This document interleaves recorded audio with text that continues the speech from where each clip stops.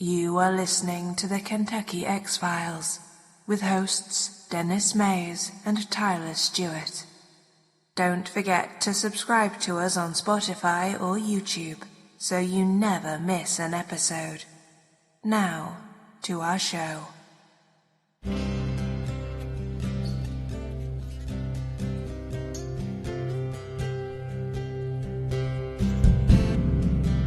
Something that would be in the context of the supernatural. We describe it as being a gray, silver-looking, upright bipedal creature, dragging a deer out of that cave and going up the hill. Where he goes, hey, I got a question for you. He goes, do you believe in demons? And it takes one big step and vanishes. I'm like, oh my God, that was a Bigfoot. Then look at these pictures of this white creature. Something 7'3" to 8 foot tall. Right. That, let's say it like. And I'll tell you right now, if this was a bear, and this bear was standing on his hind legs, and he was running like a snake, no, this wasn't no bear. Now, when it stood up, that's when I knew it was a dog man.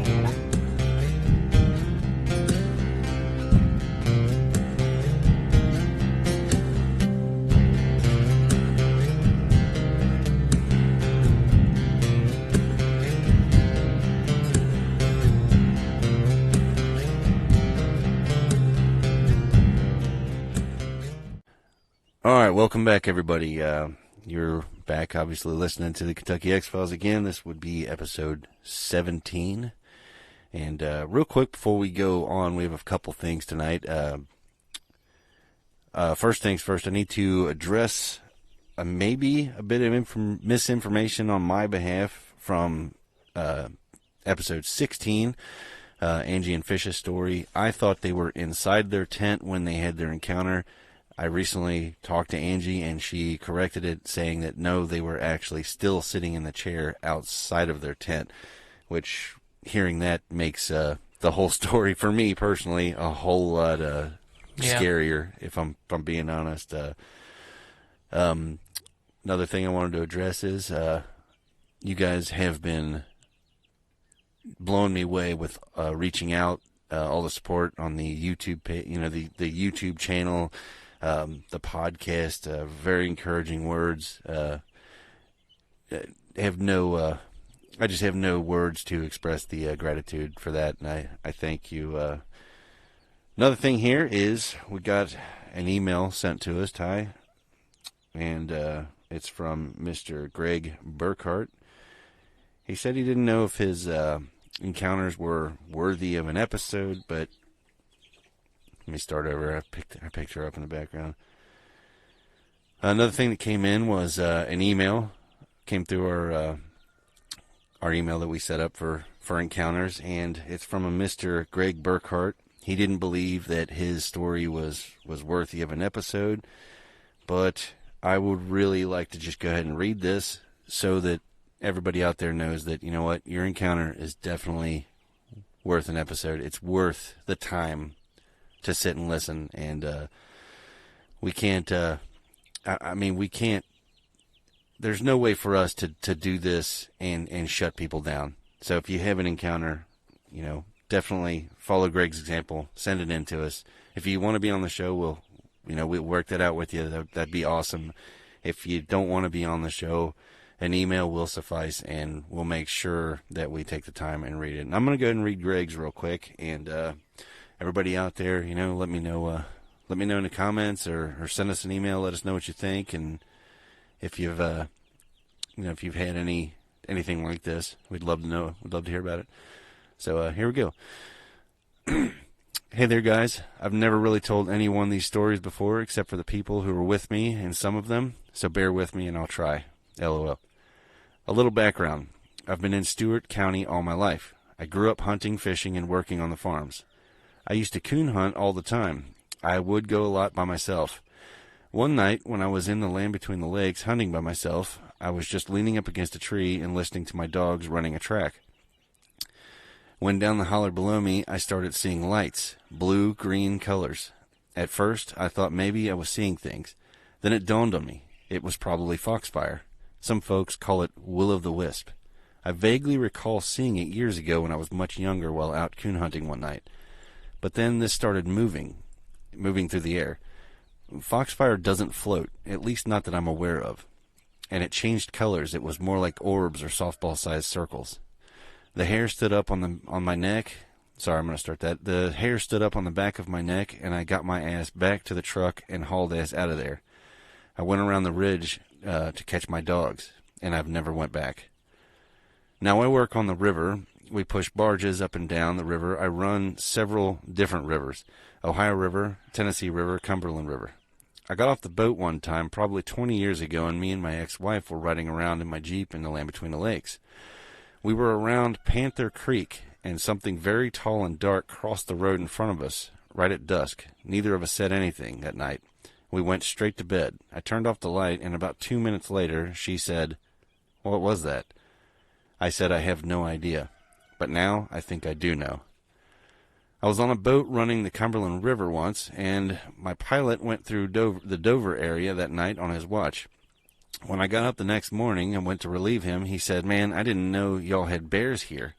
I laughed and said, "We don't." He said, "Bullshit. I saw one last night. I put the spotlight right on it. He was freaking huge. He was standing up trying to reach something in a tree, and it looked like, he was standing. Let me start this whole paragraph over. I fucked this all up. He was freaking huge. He was standing up trying to reach something in a tree, it looked like. I told him the bears are in East Tennessee, and we do not have any. He said, "Whatever, dude. I saw a big one last night at Gatlin Shoals," which is Gatlin Point in Land Between the Lakes. So what did he see? Who knows? Another time on the Cumberland River, it got really foggy, so I sent my crew out ahead to catch a line on a tree if I could get close enough. One of the guys hollered on the radio and told me that something was screaming at them. Of course, I thought he was joking around and kept letting it go to the bank. Of course, I thought he was joking around and kept letting it go towards the bank. Then he started yelling at me to go, go, go. "Please, Captain, go. Something is throwing rocks and screaming at us." Again, I thought he was joking. Then I see their flashlights coming back towards the boat and him still telling me to get the hell out of there. So I pulled back and started back upriver. They came to the pilot house and were almost in tears telling me about it. When they went back out to the barges later, they brought back a round rock that was a little bit bigger than a softball. There's no way they could have got that rock and put it on there because I never got close enough to the bank. I was having trouble just trying to get them to tie us off after that. LOL. 2 years ago in the mountains of North Georgia, my wife and I were in a cabin sitting by the fire. I was drinking a beer and messing around with her, and I let out a whoop sound. I was immediately answered. Last week, we were back in North Georgia in a different cabin. I was sitting outside around midnight listening to the water and the sounds. All of a sudden, I hear what sounded like a Major League Baseball player smack a major home run. That loud crack sound. I thought what I heard was my first wood knock. I've never heard anything else like that night. Well, those are my main encounters, if you can call them that. I've never had a face-to-face, but I really believe that those things were the big man of the woods. Except for the lights. I still don't know what to think about them. You guys take care, and I'm really enjoying listening to your channel. Lots of luck in the future. Greg Burkhart. Wow. It's crazy, man. That's that is a handful of wild shit going on the river, right? Yeah. Especially Land Between the Lakes area. Holy crap. Thank you, Greg. We appreciate it, man. Yeah, thanks, man. It's super cool to put your trust in us. Yeah, I'm I got a little surprised, but I was like, I don't know if you personally, have you heard any of the orbs encounters, sightings in the Land Between the Lakes? I've only personally just recently started looking into the orb thing. I didn't know what to think of it, but man, it is coming up over and over again. Yeah, there has to be something to that. Everybody has their own speculation on what it could be, but I'm having a tough time trying to figure it out. I know we went over it a couple times where it could have been some type of shaman that's doing these. Yeah. Something that's like a ritual type of thing. Or some people think that these orbs are actual Sasquatch because they say that the creature can shapeshift. I've heard that too. Yeah, they can change shapes. What was the story where they said that there was two groups of guys hunting. One group saw, wasn't that Robert that told us about this? One group saw a deer.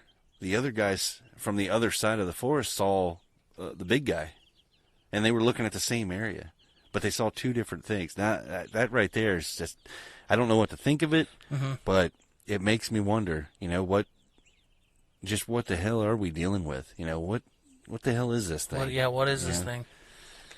The only other thing on the agenda tonight is we have a guest to talk to, Ty, and his name is Kevin Wright.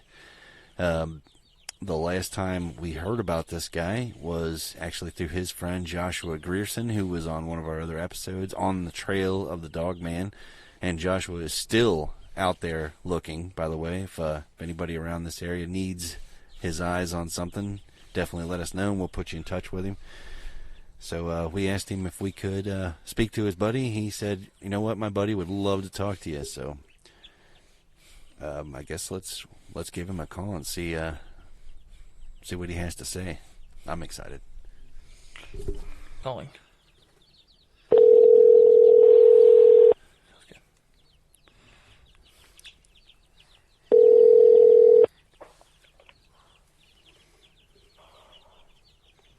Hello? Is this Kevin? Can you hear me? Yeah, this is him. Hey, can you hear us okay? Yeah, I can hear you. All right. Okay. This is Denny and Tyler from Kentucky X-Files. Oh, well, I'm glad to get to speak with you gentlemen. Yeah, man, I've been really looking forward to this. So, I know a couple of your stories. I think your buddy Josh mentioned them. He kind of went over them a little bit. He didn't really flesh them out. He kind of just told us of the stories. But we got a couple of messages reaching out, wanting to know more about, the guy he's talking about. You know what I mean? So we thought that it'd be really cool to get you on here and maybe talk Squatch with you for a little bit. Oh, I would love to. Hell yeah, man. I love talking about the big guy. Hell yeah. So can you tell us a little bit about yourself, man? How long you been interested in this? Well, all my life, I've kind of, grew up hearing stories about Bigfoot. Yeah. But I didn't honestly believe them. And, I wanted to, but my dad, he was an avid hunter. He taught me and my little brother how to hunt. Yeah. I spent many days out in the woods, and I never really came across anything, no footprints or nothing like that. I always had hope that I would see one. Yeah. And then it was November of 2005. I just happened to be living in Lee County, Virginia. Okay. And I had a 150-acre farm that I was allowed to hunt on, and that was my first time ever seeing one. Really? What was that like? It humbled me. I mean, it scared me. It scared me to my core. I mean, up until I saw him, I thought I was, one of the bad guys walking through the woods. I had a gun in my hand. I wasn't scared of nothing. Yeah. Until that day. Wow. And I don't know if, I have my beliefs that maybe he just showed himself to show me, no, you're not the meanest man walking. No kidding, huh? And when I saw him, it put my life in a whole new perspective. And after I saw him, I just kind of got more and more into it. But I really started back in like 2016. I started just trying to read and listen to every story and every account and all the information coming out about Bigfoot. Absolutely. So how the encounter? How did it go down? I mean, was it was it the bluff charge, or did he just kind of pop out to you? No, honestly, I was walking from one hunting spot. I was walking through the open field. Now, the hunting area back there, the guy that allowed me to hunt there, he had cattle on that property. Okay. So I was walking through the field going to another hunting spot, and my dad always told me and my little brother, growing up, he said, people don't rely on it a lot, but if something's looking at you, you can feel it. Yeah. And I was walking through her. I had a 243 in my hand. I'd sighted it in. I'd already taken a couple of deer at 200 yards with it. So I know the rifle was on. It was ready to go. And I just walking through her, and I was about 70 feet to my right, or about 70 yards to my right, was 4 strands of barbed wire. And on the other side of that barbed wire is very thick trees and brush. And it's the trees that has the thorns on it. It's not a place that you can easily walk into. Yeah. And as I was heading over there, I got this sudden feeling like something is watching me. Now, I'd heard stories over there. I know the coyotes were real bad in that area. I'd shoot them every chance I got to get one, because there were tons of them. I thought it was either the coyotes or the panther that everybody talked about. I hadn't seen it. Yeah. I seen it the following year, and I started looking around, and I honestly looked over him the first time I looked that way. And then when I came back, I seen him. And I was like, what am I looking at? Yeah. And it looked like a man, and he was built like a man. I mean, it's the biggest man that I had ever seen in my life at first. And I realized, whoa.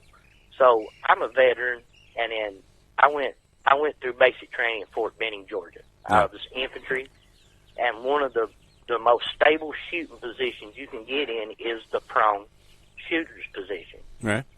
Well, I got down and looked at him through a scope, and it was like his brow was scrunched up, like he was concentrating on me. Like, it was kind of like I got the feeling that he knew what I could do with that gun. Yeah. And it kind of startled him that I would do it. That's why I believe he just wanted to show himself, to let me know, oh no, you're not the best hunter out here. Yeah. But as soon as I quit looking at him through the scope and just looking at him with my regular eyes, I could tell it was like his forehead softened up. I got the feeling he was just as curious of me as I was of him. Now, I was still scared. I mean, I was shaking. I mean, it bothered me. I imagine so. Something that big could be there. And we looked at each other, I'd say the whole interaction maybe 30, 45 seconds. Yeah. And I watched him take 3 steps back, and it was like he just faded right into the trees and stuff. I mean, the brush behind him. Now, this is a thick brush. It'd take you a half an hour to go more than 50 yards. Yeah. And it was like he just disappeared into it. Now, I'm not saying that, he was like the predator and cloaked himself or nothing. It was just he blended in so good to the brush that I lost sight of him. And I laid there for, 10, 15 minutes just shaking. Oh, imagine. And I got up and just kind of slowly walked over to the tree. Now, the tree that he was standing beside of has a lower branch that's straight above the barbed wire. Yeah. Now, I would hang my deer up there to cut them up, and his eyeballs was level with that bottom branch, and I would say he was right at 10 foot off the ground. That's a big boy right there. Oh, he was a big one. Now, I just told people when I first started, I didn't know much about Bigfoot at the time. I just seen the stuff on YouTube, really didn't get into it that much until then. And I told people, I said, he looked like he was 800 pounds or more. Kind of takes over from that point, doesn't it? Do what? I said, once you have something weird happen like that, it sort of takes over from there. I mean, it changes you. Yes, it does. And, people said, I hear stories about Bigfoot hurting people and stuff. Yeah. About 2 weeks later, I was up in a tree hunting, and I knew there was going to be some deer popping over the ridge coming right up in front of me, about no more than 100 yards away. They were like clockwork. Yeah. And I'm not what you would call a trophy hunter. I've got one buck on my wall, and it's 11 point, and it was more he stepped out in front of me, and I just shot him. I don't go out here looking for big bucks and all that. I wouldn't pass up the opportunity. I wanted the meat for me and my family. Yeah, and I was sitting that. there, and there's some brush about 30 yards to my right. Now, I was up in the forks. Lightning hit a beech tree, and one of the forks on the tree fell down. Just made me a natural tree stand. I was just sitting there. Yeah. And I could see something. Now, the brush off to my left was probably about 4.5, 5 feet tall. I'm 5'7". You could have seen me walking through it. I could see the brush parting, but I couldn't see what it was. And about the same time I looked over at it, one of the does popped up over the ridge. Okay. And I was torn between watching the deer and what is this over here? Right. Now, I never did see it, but I heard a scream. I mean, like somebody was getting murdered.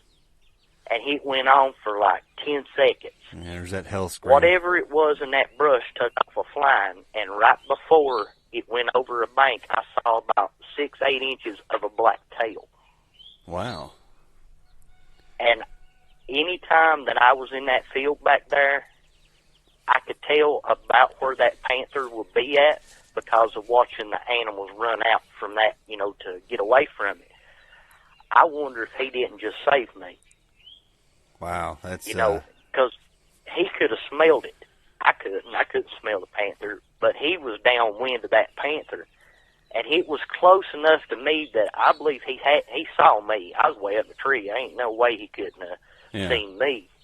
But he smelled that panther, and it was like he screamed, and that thing took off. I mean, it beat feet out of there. You think he was looking out for you?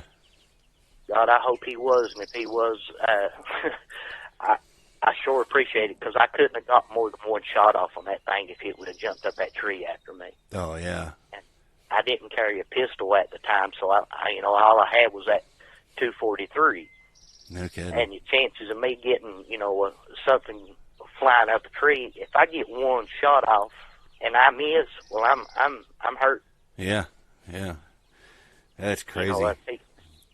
And you guys, I am so interested to learn about, hear more about Louis. Oh, yeah. We'll be getting back to Louis here shortly. We think that's why we were real curious about your cave run experiences, because Louis seems like he heads through that area, and we're trying to figure out if he circles around and goes back through it every so many years, or if he just hangs out there. We're not real sure, but we think, we're definitely on his trail. Well, see, there's some strange stuff that's been going on down here. I bought my cabin back last February. Yeah. And 3 days after I signed the papers on it, I took my first trip behind my house. And I went down, it's 1.5 miles from my property to the river.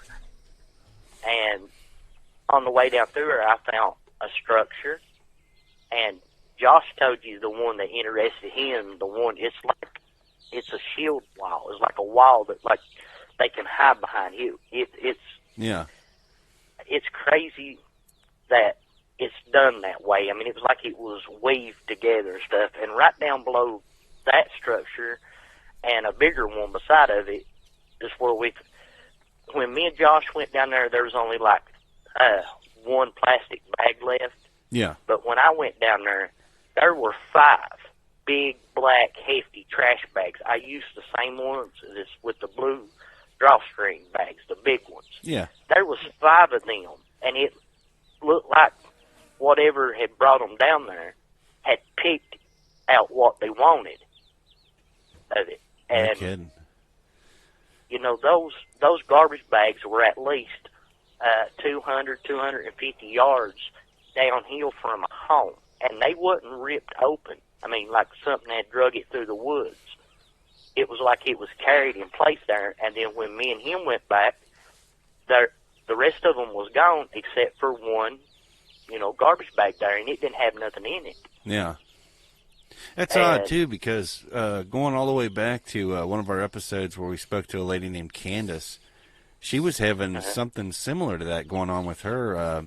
She was having things coming in the middle of the night and taking her garbage bags out and carrying them off, and finding the stuff later on, the bags just emptied out and picked through. And I mean, it's an odd occurrence, but it's weird that we have seen it and heard it in other stories. Josh said something about there being drones and stuff behind my house. Yeah. Well, there's been several that showed up at night. See, the first time that we noticed it, my oldest daughter lives with me, and I was in there listening to Dogman encounters because I'd never really, heard much about it. But once Josh and everybody started talking about it, I started doing research on it too. And she came in the house and she said, "Dad, why would somebody be flying a drone outside?" And now this is, it's about 10:30 at night. Yeah. So I walked out on the porch and I watched 3 different drones flying around over the valley behind my house. And I wonder, they supposedly, one of the guys I talked to on out the road from me told me that they had put game cameras up. And they said they were looking for at first they said they were looking for somebody, but there's not been no missing person up here. Yeah. What are you looking for? And then another time he had words with them about it because they're wanting to put stuff on his property. Really? And he was having words with them about it, and they said they were looking for elk. Now, why would you be flying drones around at night looking for elk? Yeah, unless you'd almost imagine the drone would spook elk away. Well, that's what I'm thinking myself. Yeah. They do have, you can get thermal drones and use them at night and find them, which you could easily find anything that has a heat signature with a thermal drone. But it was like they were staying closer to my part of the property, and you would see them leave, like one would disappear for about 10 minutes, and then you'd see it come back. It was like they were changing out the batteries on it. And they done that for quite a while. No kidding. They've done it on several different occasions, too. Yeah, it's wild, and isn't it? Thought, there's something walks. My daughter, last summer, she was on the phone with one of her family members, and it was dark, didn't have no lights out on the outside of my house. And she came in there, and she said, "Dad, there's something walking around the woods." And you can hear it. Really? It don't come up to where you can see it, but you can blatantly hear it walking like a man. Wow. Wonder what that is. I know. I'm sure we have a couple good guesses, huh? Oh, well, maybe you guys can help inform me on what could have done this. Now, there's a lot of coyotes that run this ridgeline. Yeah. And one night I was out on the phone. I was talking to one of my veteran buddies out in California. And me and him was on the phone, and you could hear coyotes down there fighting. But then all of a sudden, something else made a roar. Yep. I mean, it's crazy. It was just loud. And then you started hearing coyotes that were getting hurt bad. I mean, like when one would start yelping, it would just keep yelping until all of a sudden it just stopped. Well, and my buddy, go ahead. All I can think of is that, I mean, if there's something, I mean, this is just a generalization, but if there's something that is a large predator and it occupies an area, and another group of, predators invade that area, I mean, depending on the size of it, they're not competition. They're just more game. They're more prey. And the coyotes, howling and causing hell, and then basically something answering them. That's not the first time I've heard that either. I've actually heard something very similar here at my farm. Really? Yeah, it was about 4:30 in the morning, about maybe, I don't know, 4 or 5 weeks ago, and I get up early to go do our job, and usually in the morning I open a window and I listen, and the whole valley starts to wake up, and you start hearing things. And about, I don't know, I want to say maybe 4 or 5 football fields to my southwest, I can hear a pack of coyotes in the morning, and they move back and forth along the valley. And one morning they were given their usual morning songs, and then something answered them from a lot closer, and they all just shut up, almost as if they knew, hey, we should stop broadcasting where we're at. You know what I mean? It was it was weird. I've been trying my ass off to get a recording of that every morning, and so far I have not had luck. But I tell you what, I would bet this podcast that eventually I'll get that recording, and it will be on one of these shows. Oh, I'm excited to hear it. I really am, because I'd say it. I kind of wonder if they wasn't fighting something down there, because I mean, you could hear them snarling. Yeah. And you could hear something making a grunting sound, like one of the cows bit something and it grunted. Yeah. But usually, right after you heard that grunt, you always heard a cow yelp, like it had been hurt real bad. No and kidding. one of them sounded like it was getting beat up against a tree. It was like, whoa! It would be yelping, and then all of a sudden it would kind of stop, and it would start right back. But it was like it was lower each time. No kidding, man. So they definitely got into it with something they probably didn't want to. I mean, that's pretty wild. My daughter brought that to my attention one night. She was coming home because she works at a company about 45 minutes from where we live, and she worked the night shift, and she came in. She said, "Dad, it sounds like cows are fighting something down the holler." I said, "What do you mean?" And she said, "Come out here," because she woke me up. And I walked down on the porch, and you could hear them. Yeah. It was like they were running. They would run a little ways, and it was like something caught up to them, and then they'd fight it again, and then they would run a little bit further, and it was enough to make the hair stand up on your arms. Oh, yeah. I imagine so. Yeah, that's wild, man.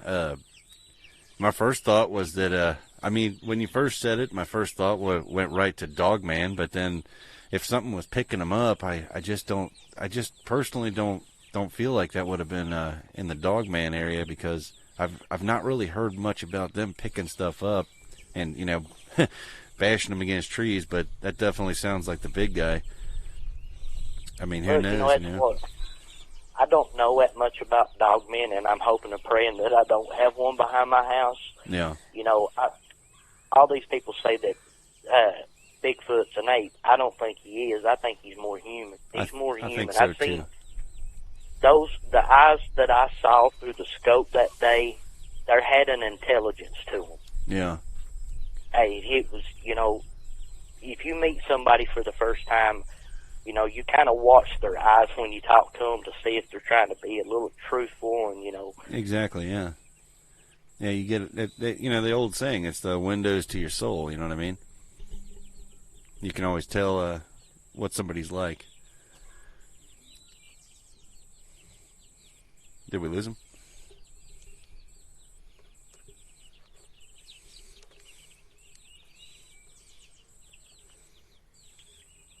Yeah, my phone. It's too hot. Oh, shit. Let me see if...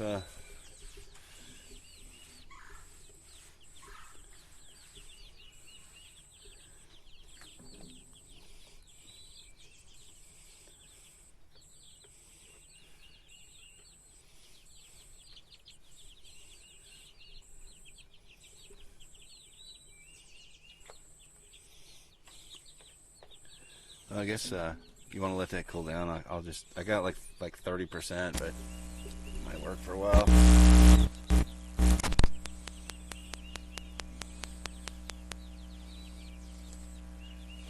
Let's see if we can get him back on here.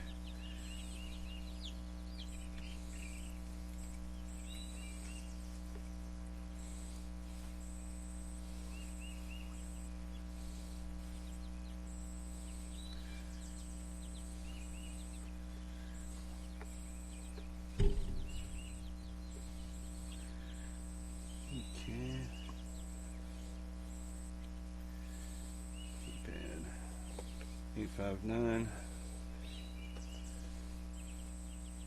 432 4783.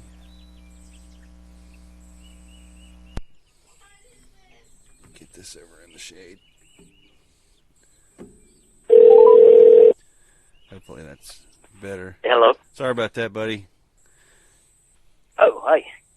Can you hear us okay? Sorry about that.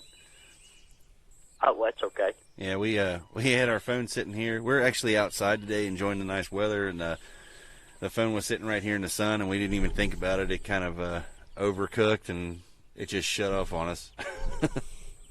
Well, okay, it's understandable. Yeah, I'm sorry about that. But yeah, man, you were saying that you'd hoped that you didn't have a dog man behind your place. No, I'd rather not run into one of them things. I haven't experienced one of them, and thankfully, maybe I'll die without seeing one of them, because some of the stories, absolutely, I don't think I could handle. I hear that. One of those. I definitely hear that. I've got a theory about the dog man that I've been working myself up to release it out there, and I'm a little hesitant, but I think now that the fans out there of the show are starting to speak out and support the podcast here. I'm getting closer. I think I'm willing to go ahead and bet the farm on this one. And I would say if you're seeing drones, you're seeing government officials, you're going to see a dog man eventually. Because I think that they are. I think that they're linked. I sure do. Yes, sir. Yep. Everything we've. I've been. Oh, go ahead. I've been listening to a couple of guys on YouTube. Yeah. I know you know them, Steve and Dave and oh yeah, Scott. Yep. Well, I'm interested into hearing your theory on the dog man to see if it's getting kind of a little close to mine. I'm wondering if the government and the dog man ain't kind of tied together. Yeah, I think they are, actually. I don't know, man. Tyler, what do you think? I mean, at this point, we just roll the dice. Yeah, I would say so. Like, it's honestly, Kevin, I honestly think that the dogmen belong to us. I think that we made them. Really? I do. And the reason is because every time I've probably listened to the Dogman Encounters, I've listened to, I can't count anymore how many stories I've heard. And I'm somewhat of a pattern analyst. I pick out things and I look for things in the stories. And my whole thought was that going into this is, if a pattern shows itself, whether it be somebody lying or an actual behavioral pattern that's being showed to us in these stories, it's going to stand out like it's lit up by 1,000 tiny fires. And it sure as shit was. Well, you know, I have a lot of respect for any, podcast or YouTube channel that allows good, honest people to tell their stories. And you got you people out there that want to embellish it to make their name well known. Oh, sure. And try to make money off of it. Yep. And that's why I respect your guys' channel and your podcast, because you guys allow these people to do stuff like that. And like you just said, if there's a pattern, it will show itself. And I'm sure you guys listen to a lot more different first-hand accounts than I get to hear myself. So you would see those patterns. We definitely listen to a lot. And, I mean, this podcast was started as kind of an investigation, we're trying to piece together, just like anybody else out there, we're looking for the puzzle pieces, and we're looking for what stands out. The first thing that stands out in regards to let's for example, the big guy, the big guy of the woods. The first thing that stands out to us is that he has certain intelligence. He moves in certain ways. He also employs several, I want to say, talents or traits. I don't know. I don't exactly know how to classify those, but like you said earlier, when you look into his eyes, he's looking back at you, and you can't help but to wonder if he's working out the same things that you are. To me, I look at it like all throughout the history of this planet, human-like creatures, hominids, whatever you want to call us, we've always walked hand in hand with other hominids.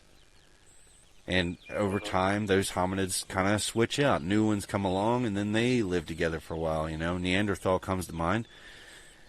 And why would it be any different in today's world?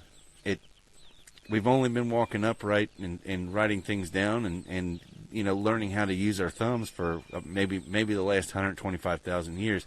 There's a lot of history there that we don't know. We're at the very beginning, and we don't understand. Now, if you take our species and another one, and you say that, okay, well, we've got Homo Sasquatch out there. That's our other counterpart. We evolved towards technology and inventions to help us cope with being a little bit at a disadvantage in nature. But then you have this other guy, this other race of beings that evolved to be closer to nature and to work more in harmony with the world around them. I don't know how anybody could sit there and say that's just not possible. There's no way. Well, I agree with you on that. I really do, and that, you know, it's very enlightening how you said it. It's, you know, now today with technology, fewer people go out in the woods. Yeah. And, you know, what are you missing? You can sit on your couch, you're missing all kinds of stuff. But those people that are out in the woods enjoying nature, they're going to see a lot more than you. Where Absolutely. you get off telling them they're not right. I've been telling my kids for years now that, you know, when you pick up your phone and you turn on your television, you're not seeing the real world. The real world's outside. We're being told that this is the real world, but this isn't it. This is the construct. This is what we've invented to replace that. You know, going outside and taking a walk will make you feel so much better than your favorite show coming on for 30 minutes and going off. There's just no comparing the two, you know. But in regards to the dog man pattern is interesting to me because it has a very military aspect to it. It doesn't, I mean, 9 out of 10 encounters that I've heard, and I've been through thousands of them, the dog man doesn't hurt anybody. He scares them. He intimidates. He chases. I even heard one story where he chased these guys on a side-by-side ATV, and he actually grabbed the front of it and started slowing their ATV down. And that's a famous story out there. And the first thing that popped into my mind when I heard all this was, he's testing himself. He's showing himself that he's superior. He's not allowed to kill anybody. He's not allowed to hurt them unless he's being instructed specifically to do so. And that's why you don't hear about him being made from wolves, because wolves are uncontrollable. But a dog can be trained. And we've had the patents on human hybridization for decades. We've had that. That's old news. Those patents are out there. The government owns them. Hello? Yes, sir. Sorry, I think there was a plane going over. Did we lose you?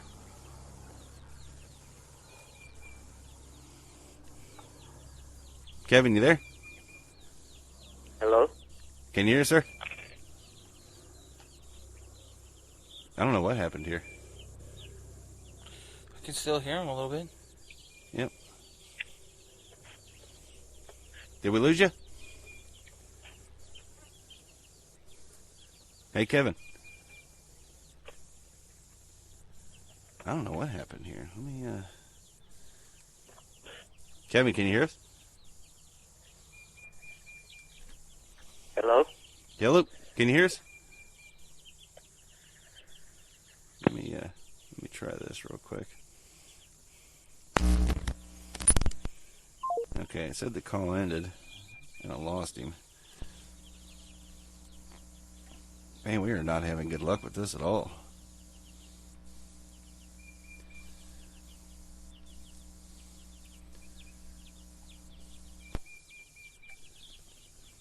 That's a weird coincidence, huh? Hello? Hey, Kevin, did we lose you?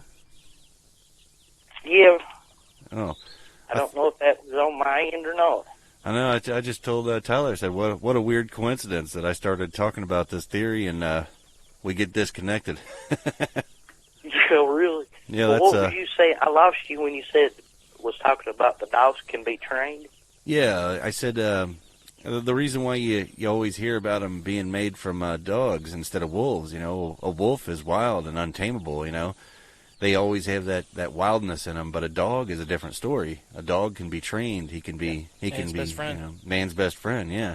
And they, some of these depictions of Dogman, they always say it looks kind of like a Rottweiler, and those were used in military and the dogs. Pointed ears of a Doberman Pinscher too. Doberman Pinscher. I think One thing that got me too recently was the comparison between the older Dogman accounts where they were describing them looking more like a German Shepherd, and even a couple cases where the newer Dogmen, as I call them, I call them the new prototypes, the new models, actually going and hunting down the other type and killing them, and a couple witnesses saying that they've seen that happen. So I thought, well, you know, it's interesting. You know, the military, you know, they have a lot of different dogs. See, at Fort Benning, where I went to basic training, I was also stationed there. Yeah. And at Fort Benning, they train a lot of the dogs that the military uses. Yeah. Well, they did at the time, and that's back in '97 through '99 while I was there. And I asked one of the instructors one time. I said, "Well, why are you putting your German Shepherds through a different, you know, course than you are like your Rottweilers?" Yeah. And have you heard about how hunters will have bear dogs that chase and bring a bear down, or at least fight it, so they can get a shot at it? Well, from the way I took it and the way he explained it, the Rottweilers are like your bring down dogs, where they're so big and massive. Yeah. They can hit bigger guys and bring them down no problem at all. You take a 100-pound Rottweiler, it won't bring down a big guy. That's like throwing a boulder at somebody. Yeah, really. It's a boulder with teeth right there. You know, these dog men, if they're making them, are they making like the German Shepherd types more for tracking, and the Rottweiler types, they're made more for your brawn? Yeah. And, you know, the power behind it, you know, for fighting up close and personal. It is interesting, but I noticed too that a lot of your I call them cluster sightings. It's when there's multiples in the same area. It's almost always located near a military base. And when I did some further research, a lot of those military bases that they're located near are abandoned or shut down. Really? Supposedly shut down, I should say. I don't know, and you know, if there anybody's listening out there, please don't send dogmen to assassinate me. That'd be awesome. So. Well, yeah, please don't do that. Yeah, please don't send them over here either. But I tell you what, if you do send dogmen to assassinate me, you're proving me right, and everybody's going to know it. So I don't know. I tell Josh and my nephew that when we was out and talk all the time, I will drop a Bigfoot if I have to. Yeah. But if it's an encounter like the first one I had, you know, I'll be less likely to shoot him. But now if he throws something at me or he screams at me and to my face, yeah, I'm going to take it as he thinks he's bigger than me, and I'm going to see if my gun's bigger than him. I understand that. And I tell them boys all the time, he may get me, but he's going to get me through a wall of lead. Yeah, I wondered about that. I'd rather not. Some of the encounters I've heard about where the actual Sasquatch is a lot more aggressive than others, and for the longest time there, that really bothered me. I could not put my finger on it. Out of all these sightings, I was like, why is this handful of sightings? Why are they aggressive? You know, and so I started thinking, well, maybe it's the time of year. So I started looking into that, and sure enough, there's a lot of those encounters that are aggressive are nearing the end of summer and beginning into fall. So I did some more research. Sorry, I got goats back there losing their minds. But I started researching that and I found that mother bears will get more aggressive during the season after they reproduce, after their babies are born. If a bear has babies nearby and you come near, she's going to be a lot more irritated and a lot more pissed off in trying to get you out of there more. So what I kept thinking is maybe during these more aggressive encounters, maybe there's young ones nearby and they're basically, showing aggression to get you away from them. They don't want those babies seen or encountered, But, well, that would be a good assumption because, most animals have, they have that trait. They're going to protect their young, Right. That's their livelihood right there. That's their family. They're going to protect it just like us. I'm sure any good American out there would protect his family. I know I would. Absolutely. I mean, I'd stand right there and die if I had to for one of my family members. And, if Bigfoot's doing the same thing, I can understand that. Yeah. I totally get it. The dog man, some of the stories I've heard about him, he's more likely to be aggressive from the get-go. Yeah. But you see him, he's there to, like you said earlier, test himself to see how close he can get to you or how scared he can make you. Absolutely. Yeah, it seems like that most of those encounters is he's not out to kill you, but he is going to toy with you. Yeah. That's definitely for sure. He's going to toy with you. I guess that's like he was saying, testing himself or what? Like that's the impression that I get. Yeah. Is it's a test. It's almost a military exercise. Go out and see what you can do. Don't get caught. Don't get seen. Mm-hmm. But the dog man has a big weakness, and I'm sure he doesn't want to know that. He doesn't want that out there. I'm sure of it. But if anybody out here is listening, and you think you have a dog man problem, trust your animals, your livestock, your dogs, your cats. Listen to the birds around you. They all know the dog man's there before you do. And the dog man doesn't seem to be able to get past those. I wonder, you guys listen to all of these stories, and, how many of those stories has people actually fired at one with a rifle or a pistol or anything? Right. Yeah, what was the reaction if they did? Yeah, it was, it seems like the gun itself will do some damage, but not enough to incapacitate it. it seemed like it has another layer of skin that's like protecting it. Yeah. Because the one encounter I can recall, they said they shot it in the left upper right pec towards the shoulder.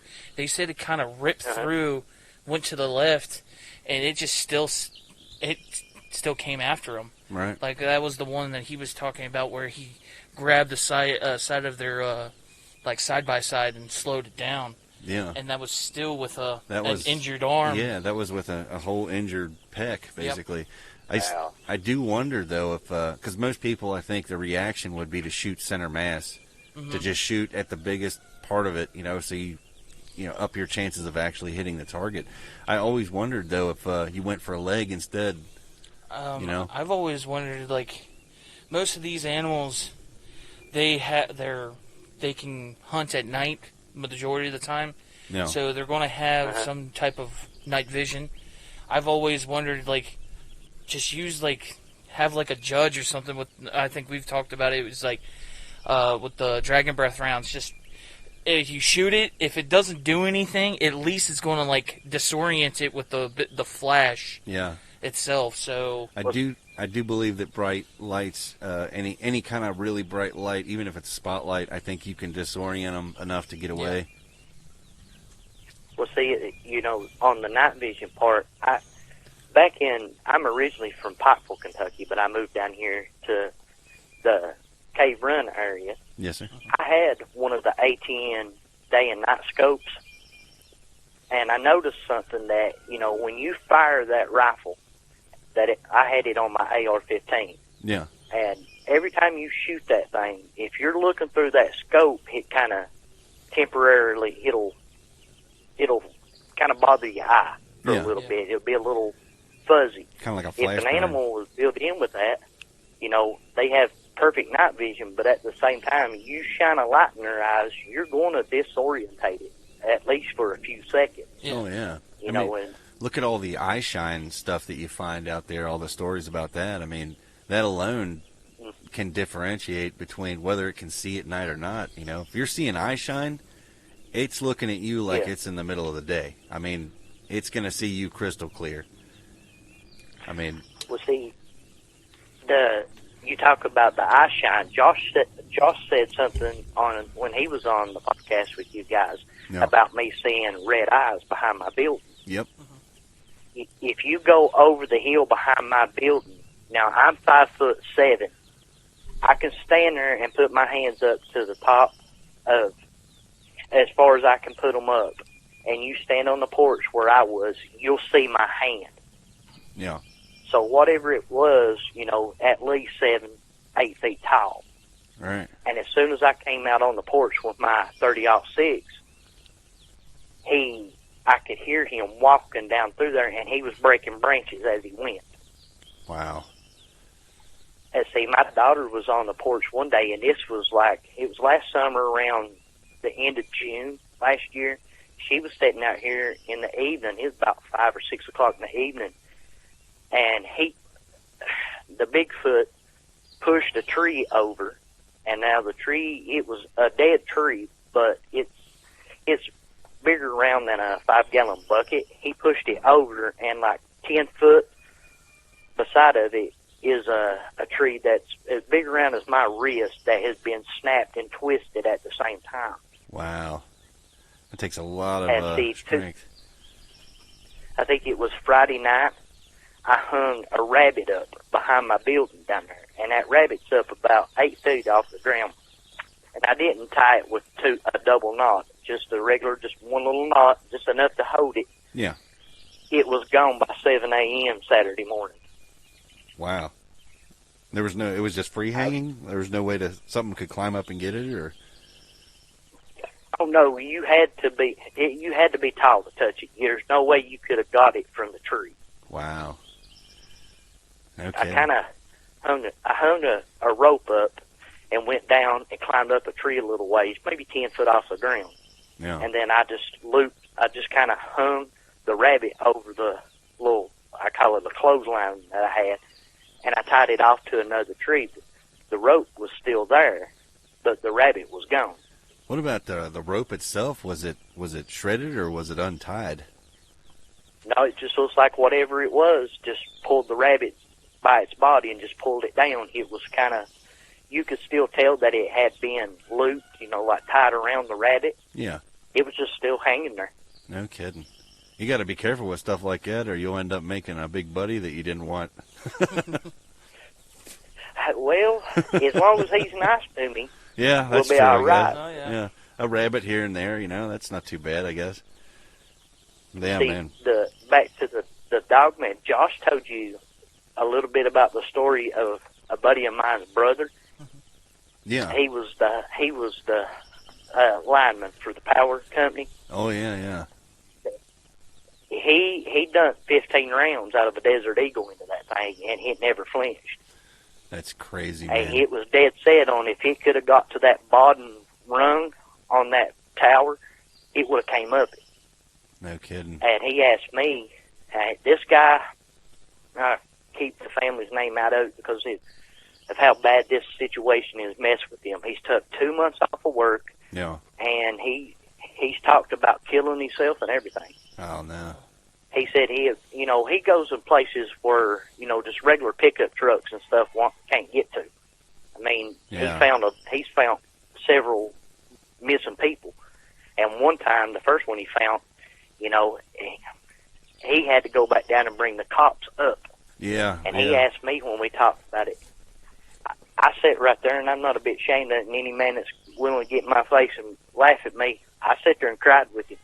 Yeah. I just felt how bad it messed with him. Yeah, he man. said he's seen bears, he's seen wolves, coyotes. I mean, he's seen all kinds of stuff. He said, but he felt true terror when that thing smiled at him.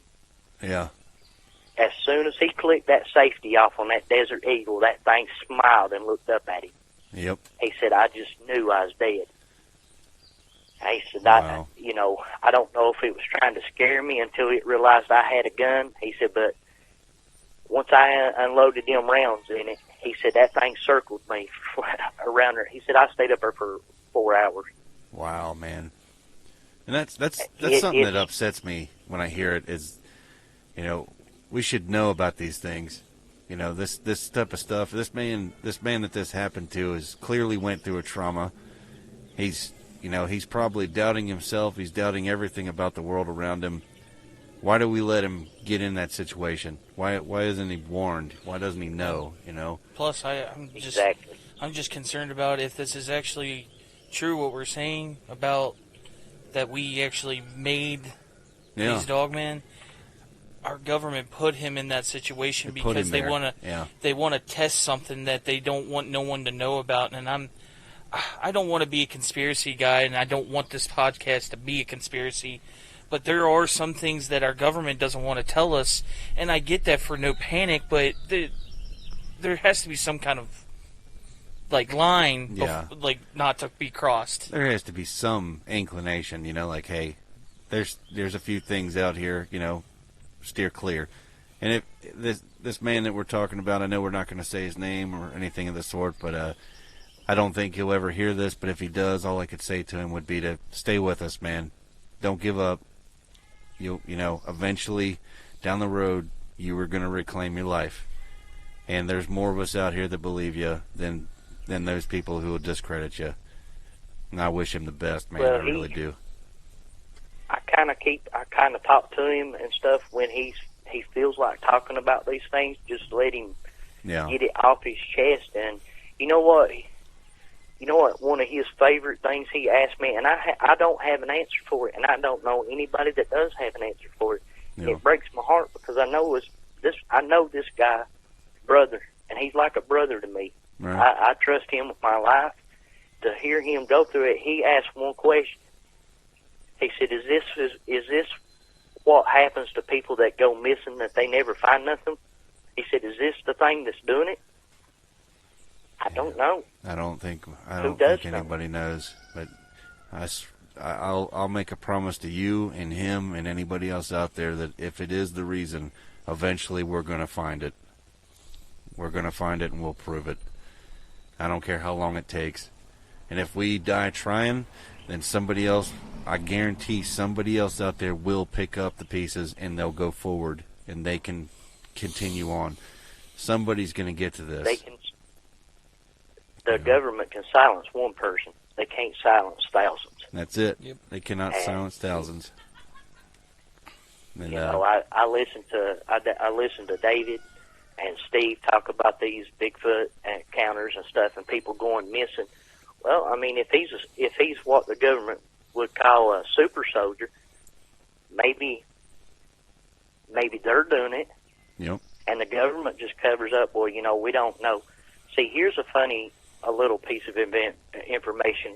Another veteran buddy of mine told me that if Trump would have got elected this last time, he was going to declassify a bunch of documents, not on UFOs. He was going to declassify a lot of information on national parks. Wow, that would have been fantastic. What? Yeah. What was he getting ready to tell? What was he going to say that got everybody so spooked? Yeah. Because he was one of the ones that wanted the American people. And I believe that the reason the government don't want to say nothing about these national park missing people is they would lose funding.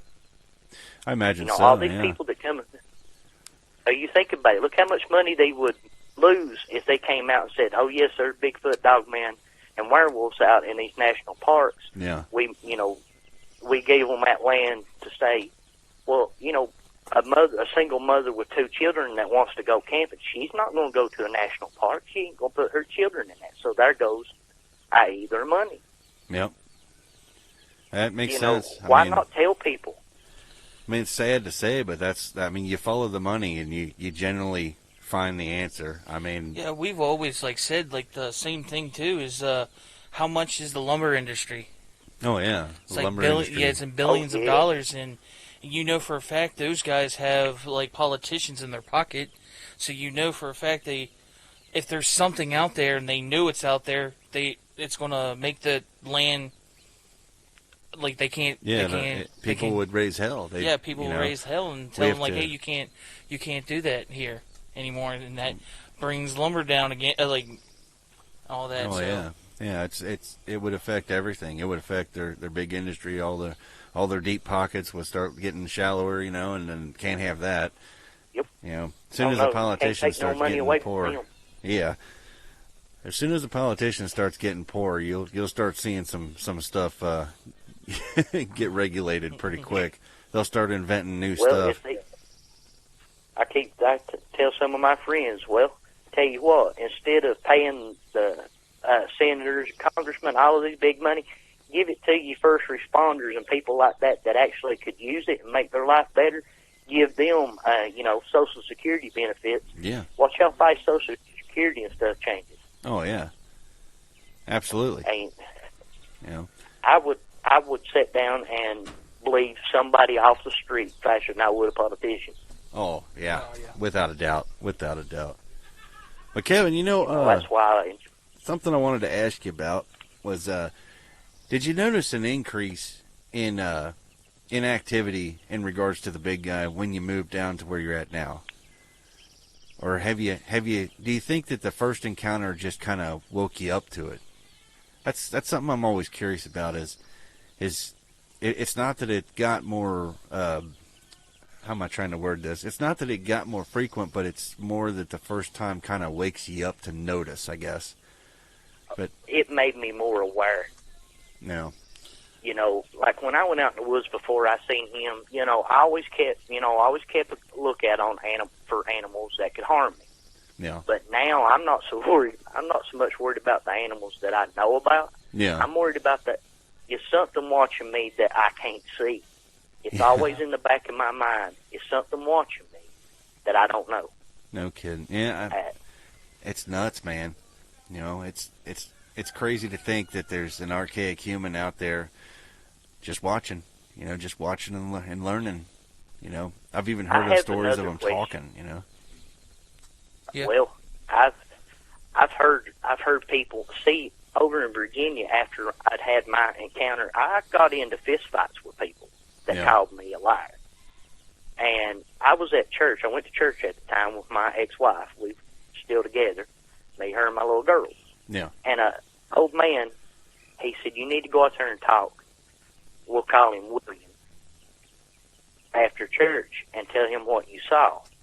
And because this other gentleman had heard people talking in the church about me being a liar for what I saw. Well, after church that day, I walked over to William and I asked William, I said, everybody, I said, I've had a couple people tell me I need to come and talk to you about what I saw. Yeah. He said, well, what'd you see? And I told him what I saw. He said, when you go home, he said, come back out to my house. I knew where he lived. It was about 4 miles from my house, little back country roads. Yeah. He said, come to my house. He said, I'll show you proof of what one of them things can do to you. I was like, okay. I went to his house. He showed me x-rays of the right side of his jaw. Him and 5 other guys were down in a place over there called Indian Gutter. And now you can go down there during the day, and it's beautiful. There's a big old cave down there that the Indians had actually cut out shelves to store stuff. Okay. But now once the sun goes down, you better get out of there because there's something down there that would throw rocks at you. Wow. That guy's x-ray of his jawbone on the right side looked like gravel. No kidding. Something threw a rock and hit him, and they didn't know what it was. They just, all of a sudden, he was the second one in line. They were out coon hunting. And all of a sudden, he just drops like somebody had dropped something on his head. And then, while they were worrying about him, trying to figure out what happened to him, one of the guys stood up. He heard a whistle, and then he heard a whizzing sound. And right in front of his face, he said about the size of a basketball, wow. hit the poplar tree in front of him, and this was a poplar tree about the size of a 5-gallon bucket, and it was not dead. It ripped the bark off of that and took a big chunk of wood with it. And they carried him out of there, and to this day, he said, we never go back down there and Indian gut it. No kidding. That is See, wild. he also told me, he said, if you're respectful to them, they won't bother you. But he said, we went down there that night, and he said, I guess we disrespected him in some way, and I got the punishment of it. He said, and still to this day, he said, that happened to me 15 years ago. And he was an old man by then. Yeah. He said, this happened 15 years ago. He said, and I've never once set foot back in them woods down there ever again. Wow. That's an amazing... I got a question for you guys. You talk about maybe there might be a dog man in the area. Can you explain to me why all the coyotes, squirrels, rabbits, and a big majority of the birds have went from the back of my house to the front of my house? They're avoiding the 7 hertz frequency. I mean, hear a lot about that. If I'm just infrasound. Infrasound. A lot of people talk about the feeling of dread, and it's kind of interesting to me that this didn't dawn on a couple of the other investigators. But I imagine they've got a lot bigger plate than we do. Mm-hmm. They always mention the dead silence. The sound of dread, the dead silence in the woods, and then the feeling of nauseousness and panic, and, I've got to get the hell out of here, something's watching me, etc., so forth. And we did a little thing. It's on our YouTube page. It's called Cryptid Theory, Sounds of Dread. And we basically explored what the 7 hertz frequency range can do to you and how animals in the wild actually employ that. Now, when people talk about that dread feeling, I think that there's a little detail that's being overlooked, is that everything in the forest around you is also experiencing that. So when you hear everything, like you said, they're relocating, away from an area, they're avoiding that. It actually will cause your organs to fire at a different, frequency. Your organs are running in a timing like an engine. When 7 hertz hits us, it disrupts that, and it causes that fight or flight feeling. This also happens to other animals, too. So if you see all the animals, relocating or moving away, I can't say definitively if that would be Dogman or Bigfoot. I would lean more towards Bigfoot because we have a lot more encounters and stories pertaining to Bigfoot being able to produce that frequency range. The majority of encounters I've heard about the Dogman is the smirking, the smiling, and that almost superiority complex that comes along with the Dogman topic. I would say that those animals are relocating because your big friend is making his way towards your place. But it's speculation. Well, that's interesting. I was kind of wondering if maybe him, because like I said before, I didn't know a whole lot about Dogman and werewolves and stuff until I started listening to podcasts and stuff like that, and I got curious about it, and I even told my daughter one night we were sitting here watching a movie in the living room. I told her, I said, I wonder if it ain't a Bigfoot coming closer, or maybe there's a Dogman, because I listened to enough stories and stuff online that it seems to follow a pattern. Usually, if you see a Dogman, there's usually government somewhere close by. Absolutely. And, within a few days of I seen one, 2 or 3 days after you start telling people, usually government shows up. Well, I didn't have no Dogman encounters, so why is the government already over here unless maybe there is one close? Yeah. I remember, Tyler, it was a while back, you actually mentioned something when you said, what if they made the Dogmen to track the Bigfoots, to hunt the Bigfoots? Yeah. We had a fan write to us recently, too, that the Bigfoot is able to dim itself, by somehow, I don't know. Hair, it's like its fur. Yeah, something to do with its hair follicles being able to kind of blend in with its surroundings a little bit. Not completely invisible, but enough to make him not stand out, to break up his silhouette. Yeah, they're saying that this new ghillie suit that the the Army is developing that it's almost like you cannot see each other, and they're saying that it's Sasquatch fur. Yeah, that's the theory sent to us by a fan. I can't remember the name offhand of who sent that, but if I do, I'll put it on this video somewhere. Oh, I'd love to talk to him about that, because I still have a few friends that, well, I have one buddy that just recently got out here about a year ago. Yeah. And he was telling me that they got new camouflage now, that what it does is it uses some type of sensor. It kind of, whatever's behind you, it kind of projects on, like, I guess it's like a poncho. Yeah. And you can, as long as you stand behind the poncho, whatever's behind you will show up on it. It's like you're not even standing there. Oh, that's wild. And he read that in one of the military newspapers. Yeah. That they call it the U.S. Military or Army Times and Navy Times and Marine Times. You see them a lot at the VA hospitals. Like when I go, the one in Prestonsburg, I used to see them all the time. He said he was overseas when he read it.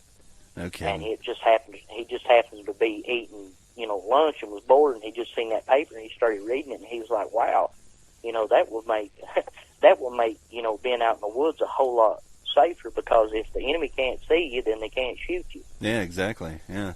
It makes sense, It definitely makes sense, especially with all of it, the idea that they might be hunting and killing these Sasquatch to use their fur to make new technologies. I mean, I don't know about that one personally, because I have nothing to stand on in regards to it, but it's pretty wild.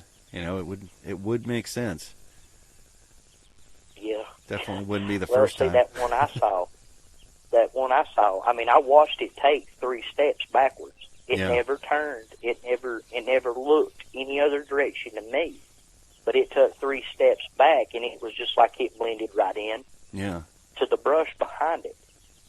Yeah, I mean, it's wild. you know how on the Predator movie you could still see the little shape of it? It's like the heat coming off asphalt. Yeah. You see the heat rising. It wasn't like that. It was just like he was, cloaked by the brush. That's crazy. I never seen him turn or nothing. It was just like he just was cloaked all of a sudden.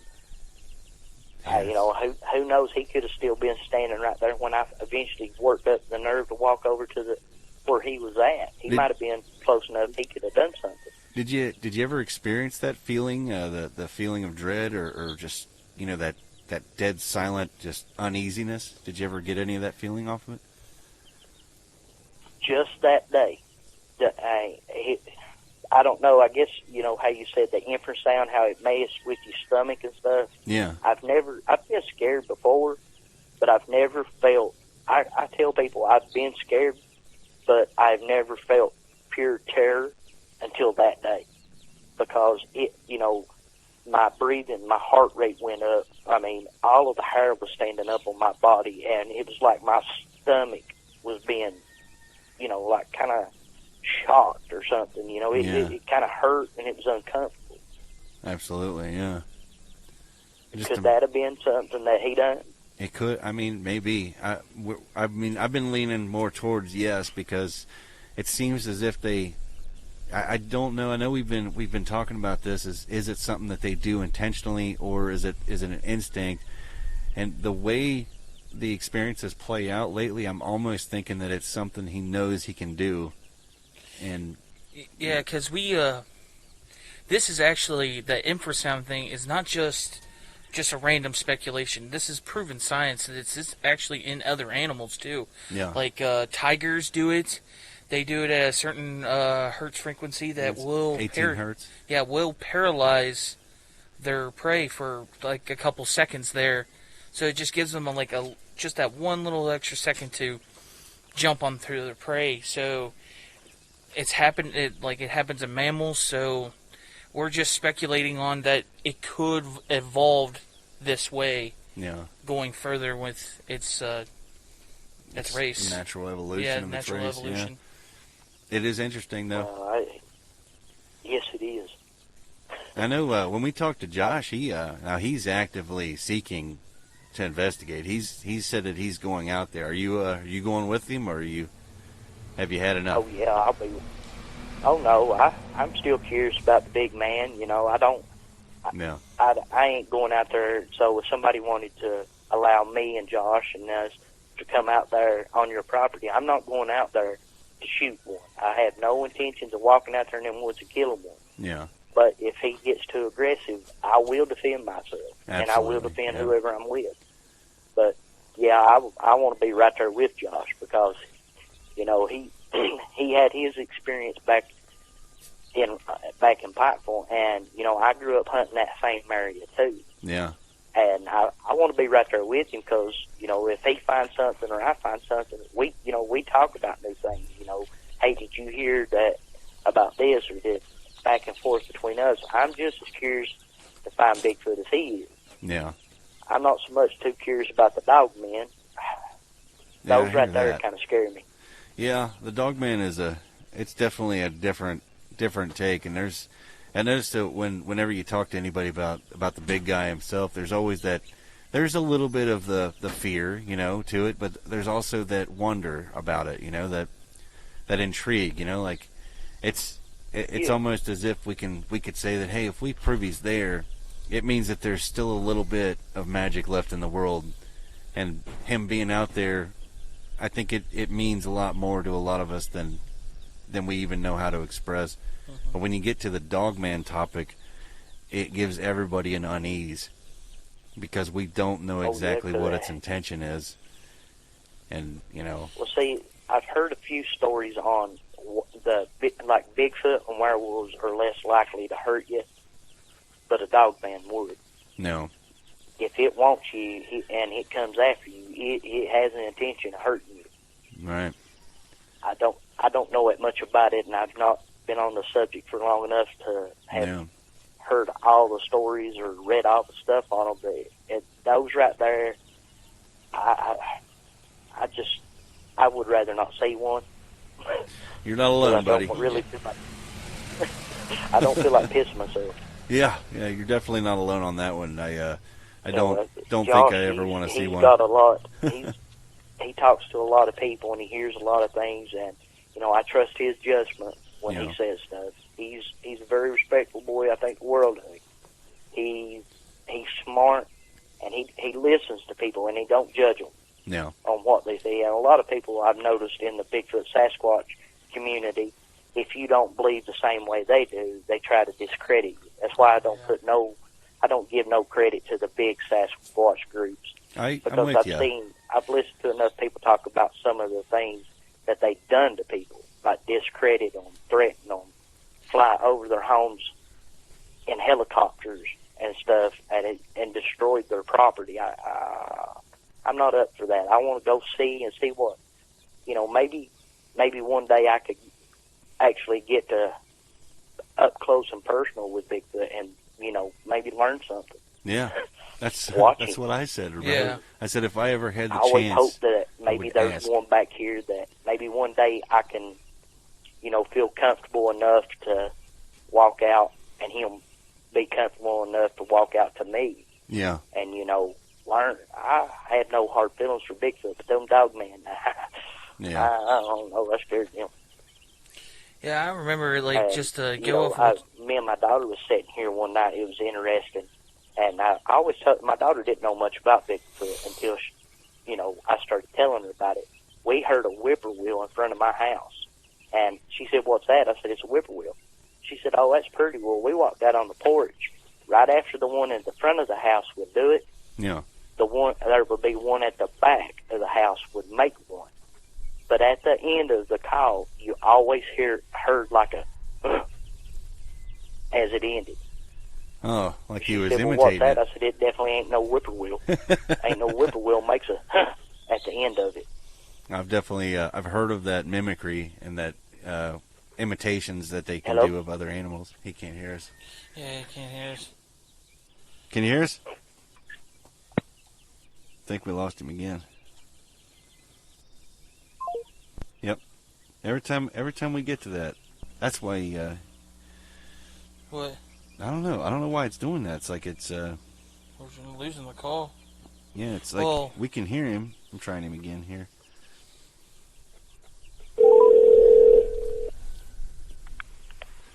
Hello? I don't know what's going on there, buddy. It's just dropping you. I don't know. Yeah. We can hear you for a while, too. We could hear you talking for a while about the whippoorwills and the imitations, and then all of a sudden it just disconnected us. Huh. That's It might weird. be my phone. I'm sorry about that. Oh, that's all right. Now, earlier you said something about the big Sasquatch communities, and I wanted to mention something to you, which I'm actually really excited about. This is that guys like Scott Carpenter and Steve over on How to Hunt, and I'd like to think us too, Robert up at Swan Lake, you guys. I think what we're doing is we're creating a revolution. We are literally changing that whole system around by listening to everyone and letting everybody speak and hearing their story, and not just letting them talk and waiting for our turn to speak, but actually listening to what they have to say. And I'm not going to sit here and say that this guy saw orbs. No, he's wrong. This guy saw Sasquatch playing basketball. He's wrong. I'm going to say every story should be listened to, should be accounted for, and everybody should have their piece, and what we take from that is hopefully a giant pool of knowledge, and we can find the patterns, we can put this together, and we can make a really big change in this whole community, and I'm really excited about that. You guys, a lot of the big research organizations, they want you to fit their narrative. They want you to believe exactly what they say, and that's it. But you guys, you're right. You're starting a revolution. All of these channels that allow people to honestly tell what they saw. Just because your sighting was different than mine doesn't make yours more believable than mine. It's what happened to me, and it's what happened to you. Right. Let other people, because these people are, they're scared to come out and say, well, I saw Bigfoot because, the Bigfoot associations, they call it on my ape. Well, the one I seen looked like a human. Yeah. I mean, it looked more human than ape. I've never seen an ape that looked like that. Right. The nose gave it away right there for me. Absolutely. And all these people coming together, you give people hope. Okay, well, maybe I've recommended your podcast to several of my friends that want to learn more about Bigfoot, Dogman, and stuff. And I told them, Kentucky X-Files, I said, just listen to their episodes and just listen to what other people see. And, your encounter may be different, or your encounter may be just along with some of them. I said, they don't judge you.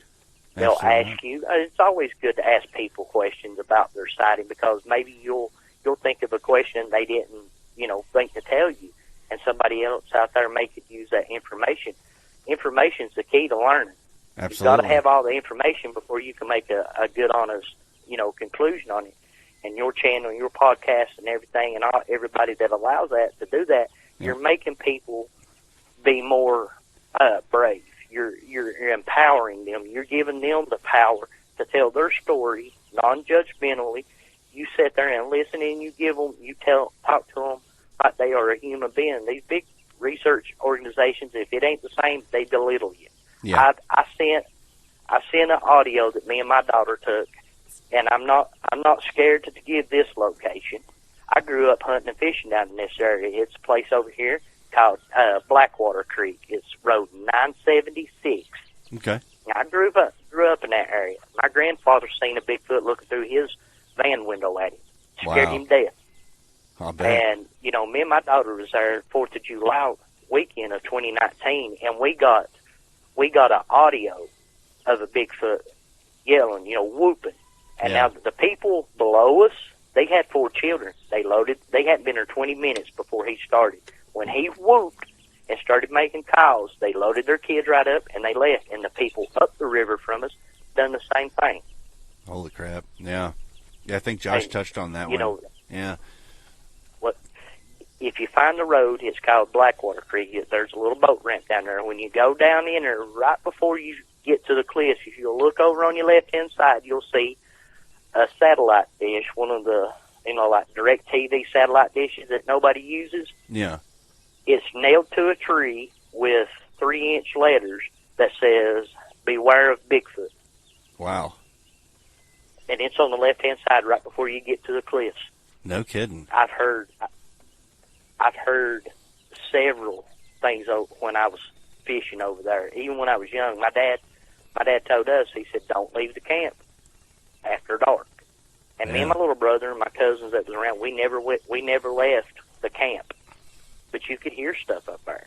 I had, my grandfather or step-grandfather, he saw one looking at him through the window. It was smelling of him. He had the window where it had the little screen on it. Yeah. He had his head right at the screen, and he could feel it breathing on him. That's what woke him up. And he turned to his left, and he's within 6 inches of one. Wow. And when he turned over, he said that thing got the proverbial deer caught in the headlight look like, oh, shit. Like he got caught. Yeah. It was like, he said he got caught. Wow. No, that's incredible. I don't know how I'd feel if I woke up and one of them guys was standing there, looking at me like that. That'd be crazy. Hey, Kevin, can you hear me?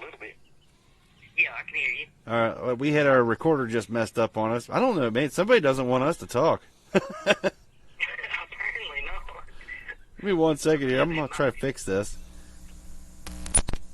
It might be the fishing game down here. Oh, no. He's telling on us. Can you hear us still? Yeah, I can still hear you. Okay, there we go. Yeah, we had a little malfunction there about halfway through that. I'm starting to wonder, man. This is getting crazy. We have never had this happen in any of the interviews we've had so far.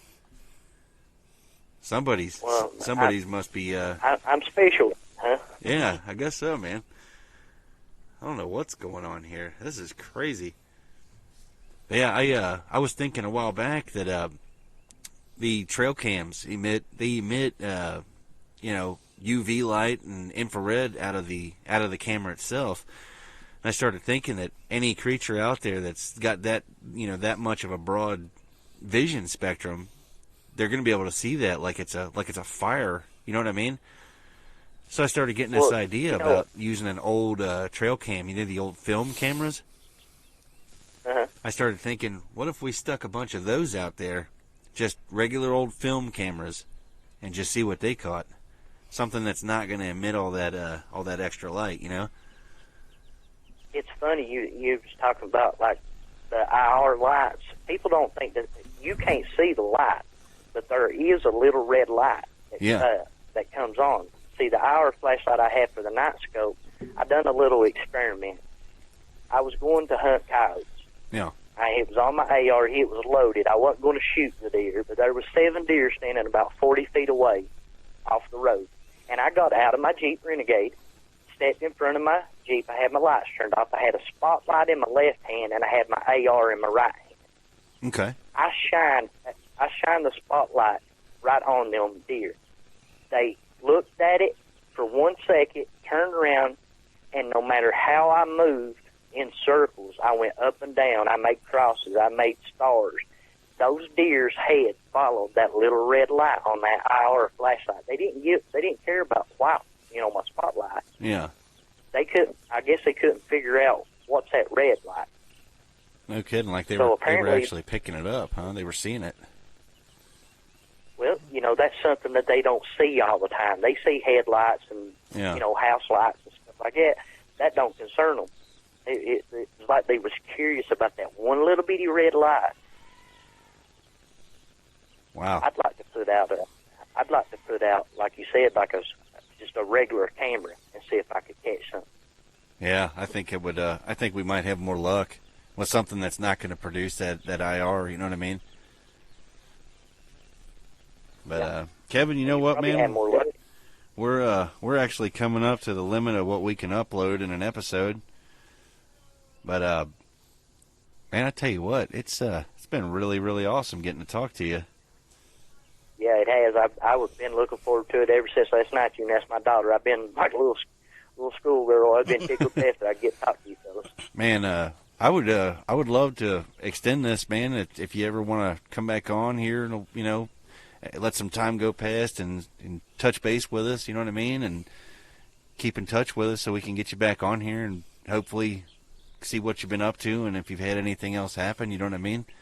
I'd definitely like to extend that definitely offer will. to you. I'll keep you guys informed. If anything new happens around my place, I'll definitely shoot you guys a line, let you know, keep you a little informed on what, me and Josh and get into on it, see what we find out. Definitely, man. I'm really, really curious, and it's a real honor to get to talk to you guys and to get to know you and so many other good people that we've gotten to meet doing this. And you said you were a veteran earlier, man. I wanted to say it earlier, but we was in the middle of the talk, and we really do appreciate your service to this country.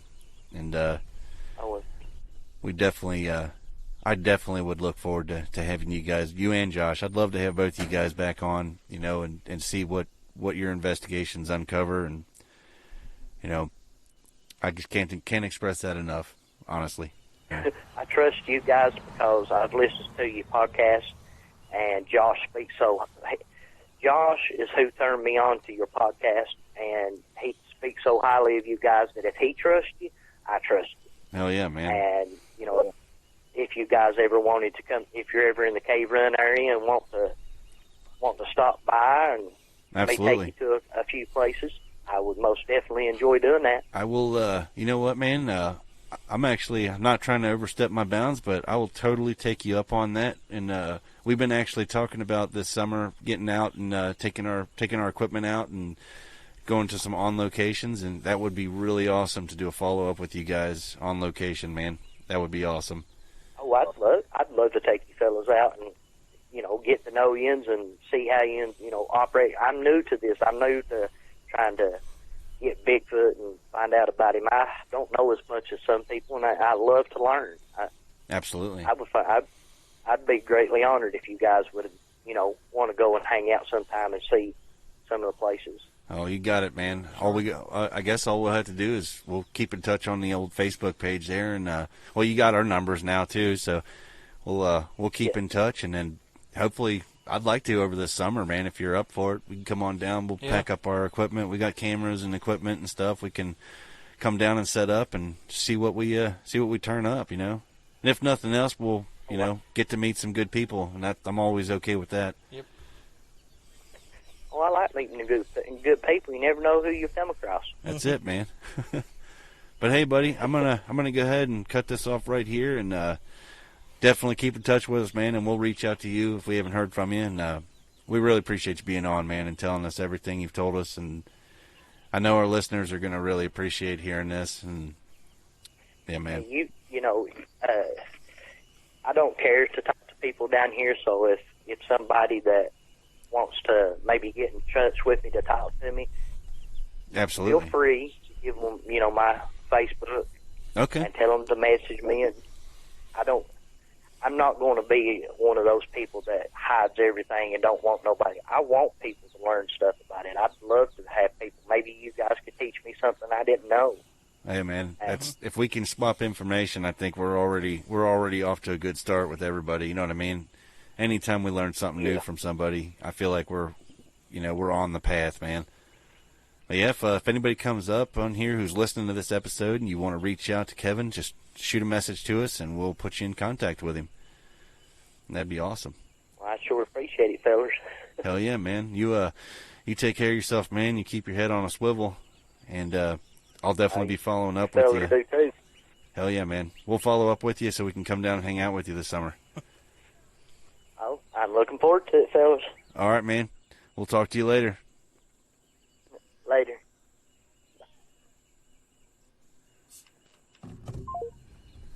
Well, ladies and gentlemen, that was Kevin, and Kevin is pretty awesome. Hell yeah, man. Josh wasn't kidding. He said that you're going to love this guy. He's super enthusiastic, and he knows a lot. And I don't think he was wrong, man. I think Kevin knows his stuff, and he's definitely had a lot of experiences. Yeah, like, he just, like, going through all of it, like, he had, from the first time he, like, actually saw one to now, like, he had a few encounters. I know he hasn't actually had a lot of the sightful encounters, but other than that first one, man, it, like how he said, it backed up, and it kind of like Yeah. I don't know. Like, that's weird. I wonder if it's just a trick of the eye. I don't know. That something about them, like, that's just a trick of the eye. I'll tell you what, though, as soon as he said it, I locked that one away in the old lockbox there. That's definitely a detail. I feel like that's going to be important later on. God, I had to belch like terrible during that sentence. But yeah, folks, you heard it.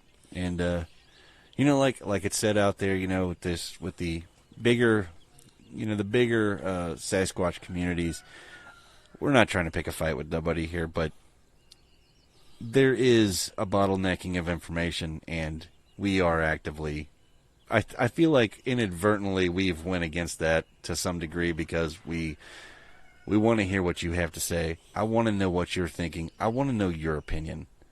I'm not interested in being told by a television show what to think. I want to hear from you. If you have a sighting, you want to send us an email, you want to be on the show and talk to us, encounters@KentuckyXFiles.com. That's all you got to do. It'll be on the YouTube, it'll be on the links, it'll be everywhere. There's no excuse not to see it. Reach out to us. You're going to be surprised that we literally don't go into these conversations. We don't rig the conversation against you, put it that way. We want to hear what you have to say. Yeah, I know that there's some information that, like, there's always the patterns, and then we have always talked about patterns and stuff. Oh, yeah. But there's always, like, sometimes that there could be something that we missed that something else doesn't. Like, the whole orb thing, we can't wrap our minds around it, but it is coming up a lot more. It is, yeah. So, there's things that we can learn. There's things that we're probably, we think that might be true about Sasquatch, but we're actually far from the truth. And you're telling us something that it might be crazy to some, but it might actually hold a light to all of this. So yeah, nothing is crazy. We gotta dig through everything. We need to get rid of that whole mind state. You know what I mean? That whole mentality of this is right and this is wrong.